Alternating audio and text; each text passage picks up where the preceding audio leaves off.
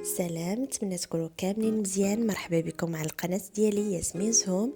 الا كنتو كتشوفوني اول خطره ما تنساوش ديروا ابوني وتضغطوا على زر الجرس باش يوصلكم ان شاء الله كاع الجديد. الوغ كيف كتشوفوا الوصفه ديال اليوم غتكون ميني بسطيله كتجي زوينه بزاف. كنتمنى انكم تجربوها وخليكم معايا باش تشوفوا الوصفه.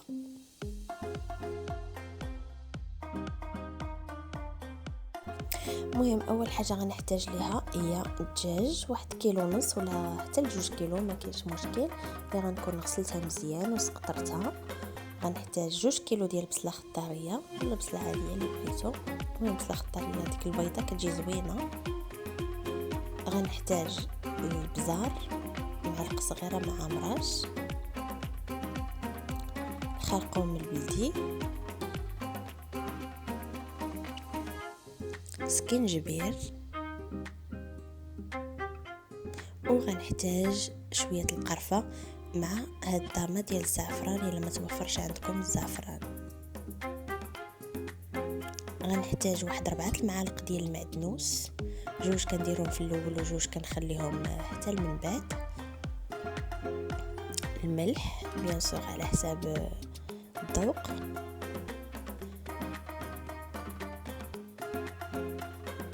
السمن معلقه كبيره، واحد المعلقه كبيره ديال العسل باش كنحليه.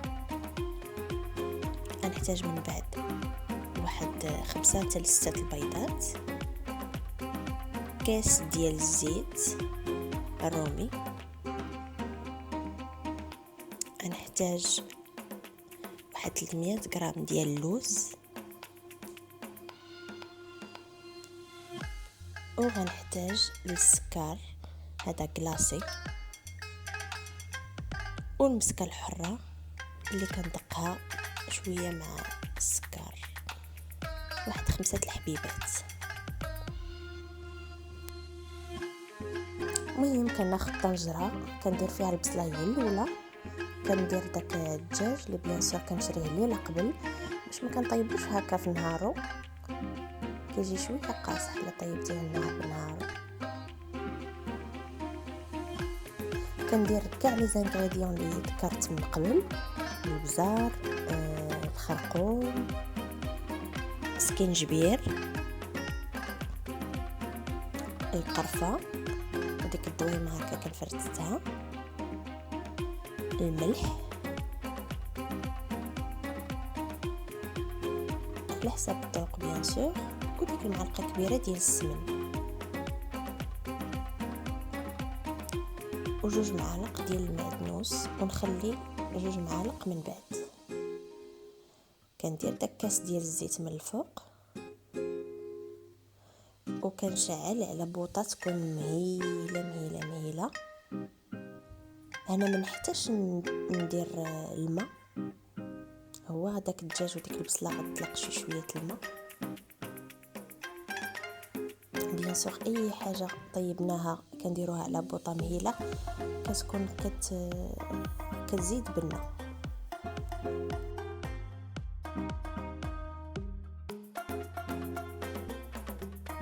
انا ملي ديك البصله كتطلق شويه الماء كنعاود نحل على الطنجره ونبدا نحرك عاوتاني واحد المره اخرى باش كيف قلت لكم دوك لي زانغريديون يدخلوا مزيان في الدجاج، وكنعاود نغطي.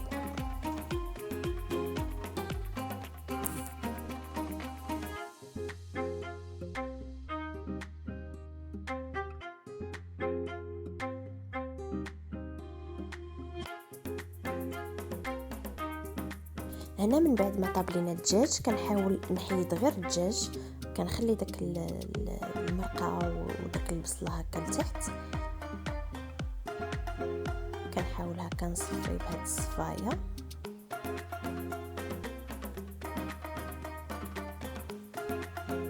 هكا كنكمل بنفس الطريقه حتى كنحيد الدجاج كامل. من بعد كنخلي ديك لاصوص اللي فيها البصله هي اللي غنزيد ليها ان شاء الله البيض. كيف شفتوها هي لاصوص، ماشي مشكل الا تفرتيت لكم شويه ديال الدجاج غير حيت طاب مزيان.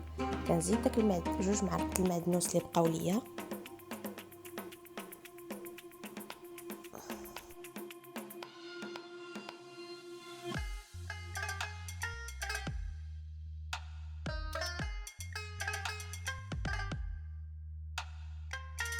وكنبقى نزيد شويه بشويه دوك 5 البيضات ولا 6 على حساب تيجمع لكم الخليط، وكنبقى نحرك هكا والبوطه تكون مهيله باش داك البيض ما يطيبش دغيا، وانا كنحرك ما نوقفش على التحراك.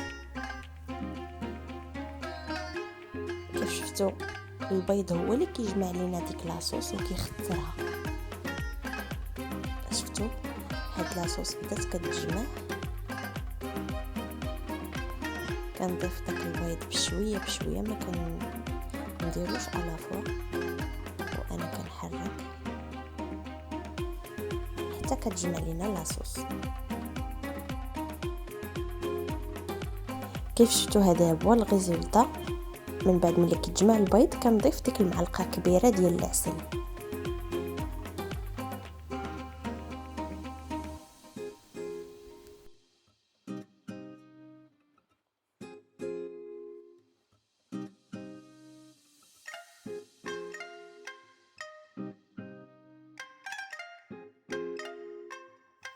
هنا غندوز باش نسلق اللوز، غندير عليه الماء طايب وغنتسنى غير اون فوا طلع عليه ديك الغليه غنطفي عليه.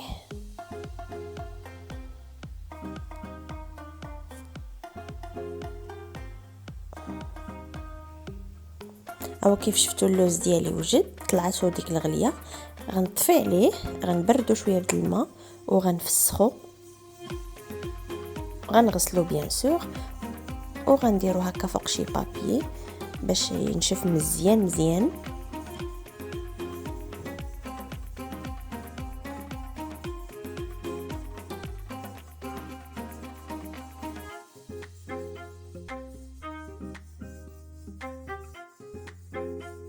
من بعد ملي نشفو مزيان غندير الزيت بارده، ما نديروش الزيت سخونه ونرميو فوق منها اللوز، باسكو الزيت بارده اللي درنا فيها اللوز كيطيب من الداخل. الا درنا الزيت سخونه ما غيطيبش لينا اللوز من الداخل وغيجي ما مقرمش. المهم هذا هو اللوز. من بعد ما قليته ديريكتومون كنديرو في لاشوار باش كنطحنو. ما نحاولش نطحنو مزيان حتى نيلو، المهم نخلي شويه ديك التهرميشه هكا.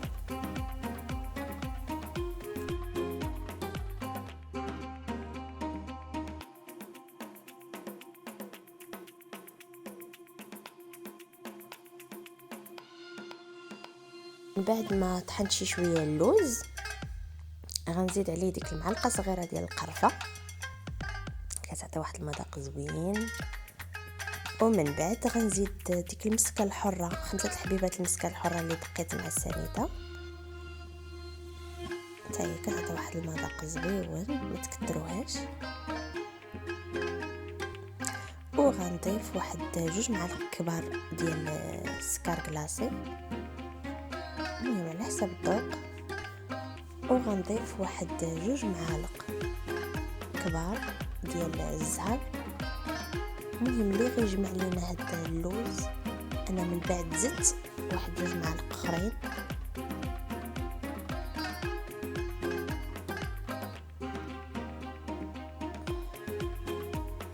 المهم كيف شفتوا ها هو اللوز كيف كيكون.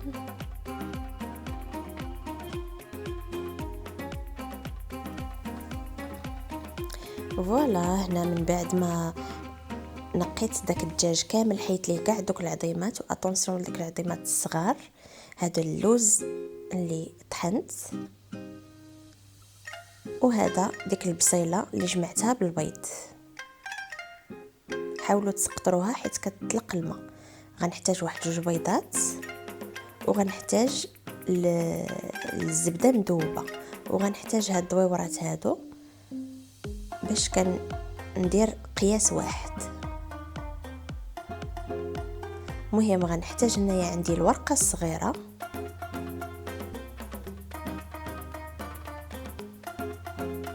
غنديرها فوق من داك الدويوره بحال هكا، وكنحاول بشويه ندخل داخل باش كيجي داك الحجم ديالها مدور وزوين. كنبدا بالبصله هي الاولى، هي وداك البيض، وكنورك بالمعلقه باش تجي داك الطبقه ديالها مقاده.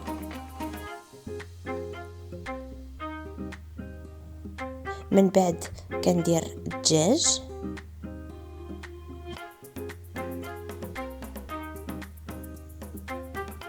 تا هو كنقادو باش يجي مقاد.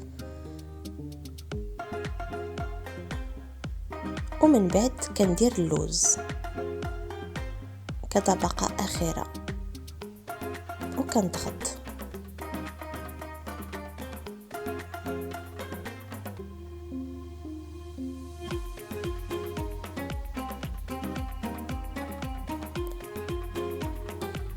كناخد البيض وكنبدا نجمع في داك الميني بسطيله، كنبدا هكا نجمع، كنتني واحد التنيات اللي هما رقاقين باش ما كتجيش ديك التنيه هكا غليظه في البسطيله، غير بشويه بشويه. كيف شفتوا كتجي بحال الوريضه هي فاش كتبقاو تنيو فيها.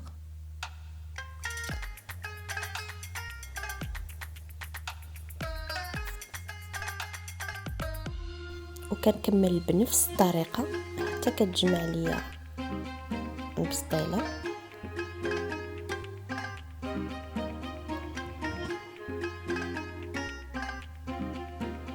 الا شاط لكم هاد الجنيبات تقدروا تقطعوهم، ما كاينش مشكل، غير هي ما تعريوش البسطيله. كنضغط واحد شويه وكنقلب، كنعاود ناخد ورقه اخرى وكنسرحها وكندير ديك التنيات اللي درنا لتحت.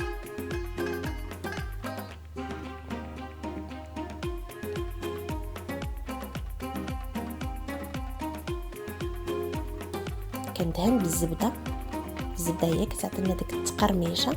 الزبده هنا ما خلطتهاش مع الزيت بوحدها.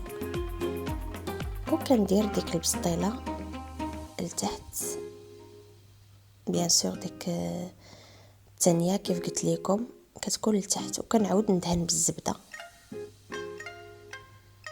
صافي. وكنجمع بنفس الطريقه اللي درت الاولى، كنسد بيان سور بالبيض. هنا راه ماشي البيض كامل، غير الصفر ديال البيض.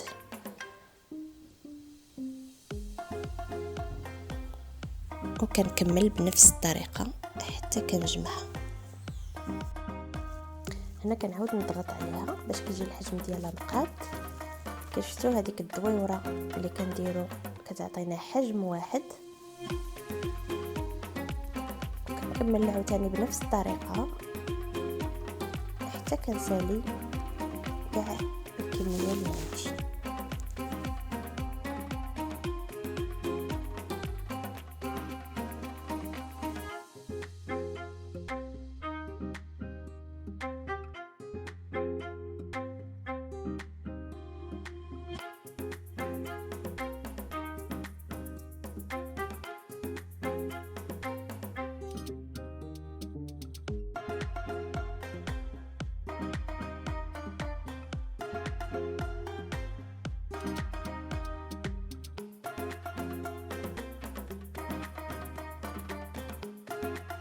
فوالا هذه هي الكميه اللي خرجت ليا من الدجاجه، فيها تقريبا كيلو ونص ديال الدجاج، تقريبا 17 وحده. المهم هنا غندوز باش نوريكم طريقه الاحتفاظ بها في الفريكو، وغنخلي شي وحدين باش ندوز باش نوريكم كيفاش غنطيبهم. المهم طريقه الاحتفاظ غنحتاج سلوفان، وغنحتاج هاد لي ساك دو كونجيلاسيون.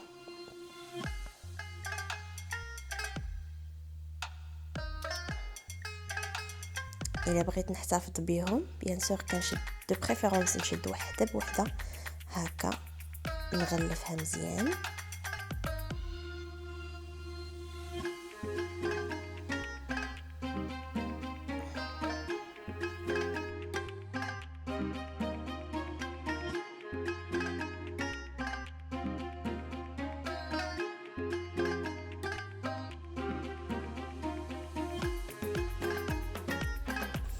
هنا من بعد ما ساليت كنشد هاد لو ساك دو كونجيلاسيون وكنقادهم بحال هكا.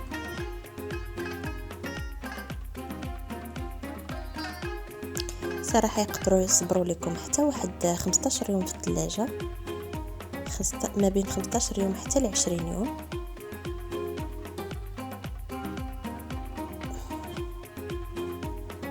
صافي كنحاول نخويه من داك الهواء اللي فيه وكنسد لو ساشي.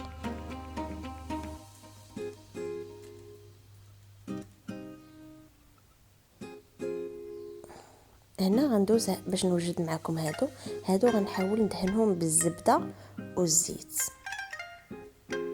الزبده والزيت كيجيو فريمون واحد التقرميشه زوينه بزاف.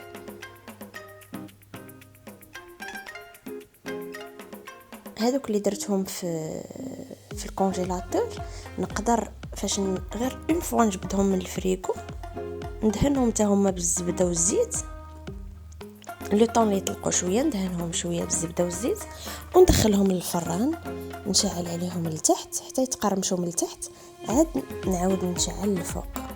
كيف شفتوا هما كيجيو مقرمشين حتى كيعطيونا هذا اللون، عاد كنخرجوهم من الفران. كندير العسل هو الاول باش داكشي اللي درت من الفوق يشد.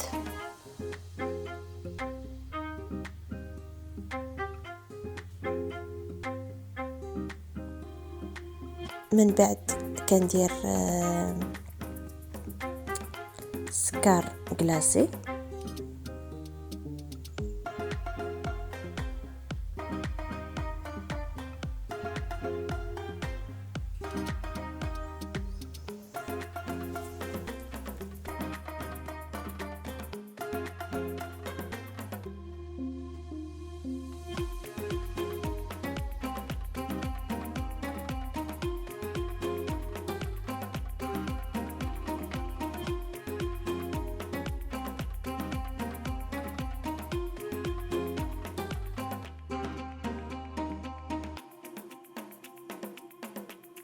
من بعد السكر كلاصي كندير القرفه، ومن بعد كندير اللوز ايفيلي اللي كنحمرو شويه باش كيجي حتى هو مقرمش،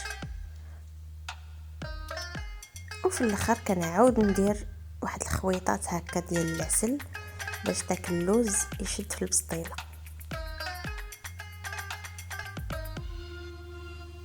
عرفتي كيجيو فنين، نتمنى انكم تجربوهم.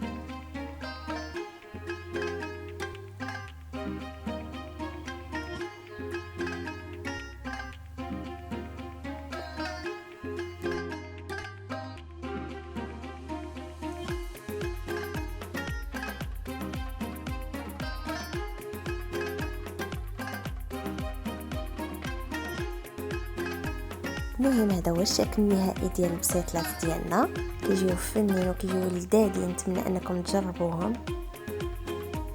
صراحه الا جربتوهم مره غتعاودوا تجربوهم وغتعاودوا تجربوهم. المهم الا عجبتكم لا فيديو ما تنساوش ديروا لايك وما تنساونيش بلي كومونتير ديالكم الزوينين. تهلاو في راسكم، الفيديو الجاي ان شاء الله.